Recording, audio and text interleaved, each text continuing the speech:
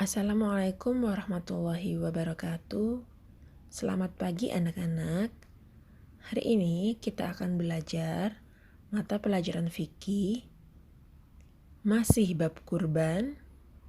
Tetapi untuk materi yang kita bahas hari ini yaitu tentang syarat atau ketentuan hewan kurban dan pemanfaatan daging kurban. Syarat atau ketentuan hewan kurban itu ada 5. Yang pertama yaitu jenis hewan, kedua jenis kelamin, ketiga umur, keempat kesehatan, dan yang kelima jumlah. Tetapi yang pertama akan kita bahas yaitu mengenai jenis hewan. Jadi hewan yang sah disembelih untuk berkurban itu adalah bahima al-an'am atau hewan ternak. Yang dimaksud dengan bahimah itu adalah seperti unta, sapi atau kerbau, dan kambing atau domba atau biri-biri.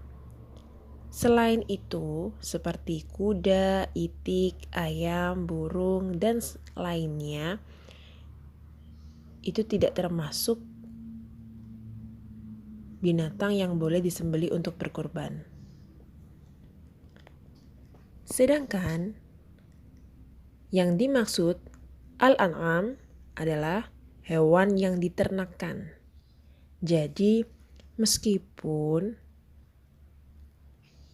hewan itu berupa sapi atau kambing, tetapi hewan tersebut tidak diternakkan atau hewan liar, maka tidak diperbolehkan untuk kurban.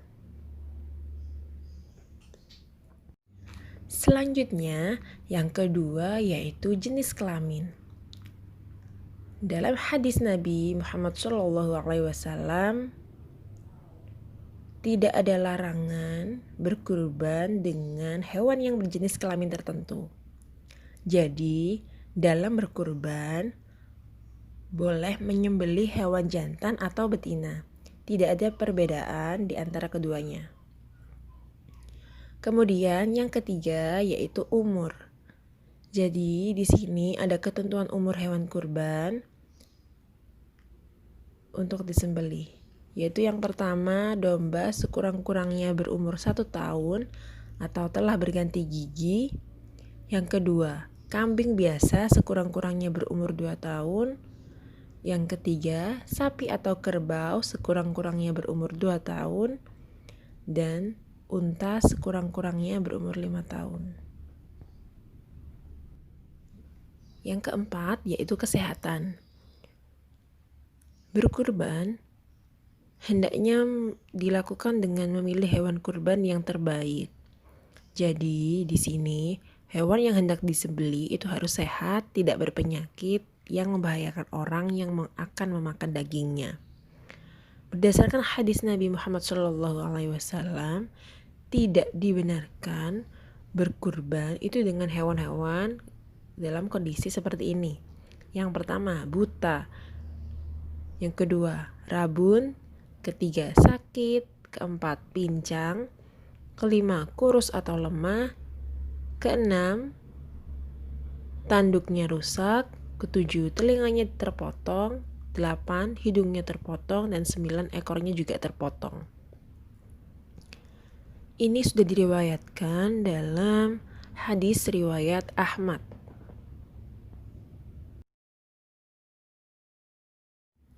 Yang kelima yaitu jumlah.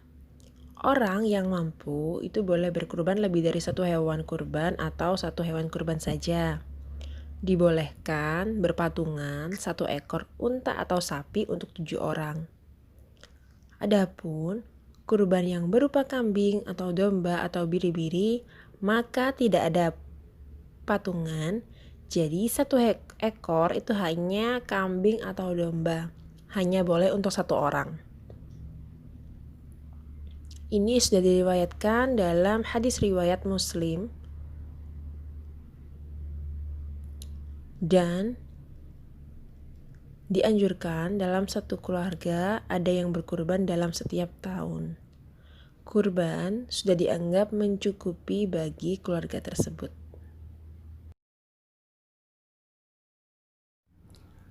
Pemanfaatan daging kurban. Daging kurban hendaknya disedekahkan kepada fakir miskin, kerabat dekat, dan diambil atau disimpan oleh orang yang berkurban dan keluarganya. Tidak ada ketentuan bahwa masing-masing harus mendapatkan bagian yang sama. Yang jelas, bagian daging hewan kurban adalah untuk ketiga golongan tersebut. Ulama mengatakan bahwa orang yang berkurban tidak diharuskan mengambil bagiannya. Boleh saja ia menyedekahkan semuanya kepada orang-orang yang membutuhkan. Ini sudah tertulis dalam surat Al-Hajj ayat 28. Selanjutnya yaitu pembagian daging. Kurban hendaknya dalam keadaan mentah dengan ketentuan 1/3 daging kurban untuk yang berkurban dan keluarganya, 2/3 daging kurban untuk disedekahkan kepada fakir miskin, kepada orang yang membutuhkan.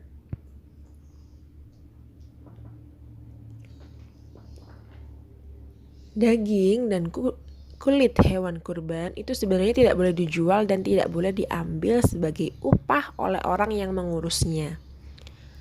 Jadi ada biaya tersendiri, biaya pengurusan itu ditanggung oleh orang yang berkurban dan tidak diambilkan dari hewan kurbannya. Ini sudah diriwayatkan dalam hadis riwayat Ahmad.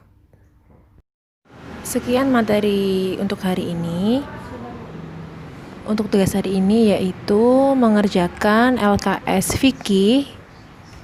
Ayo berlatih 4, 5, dan 6.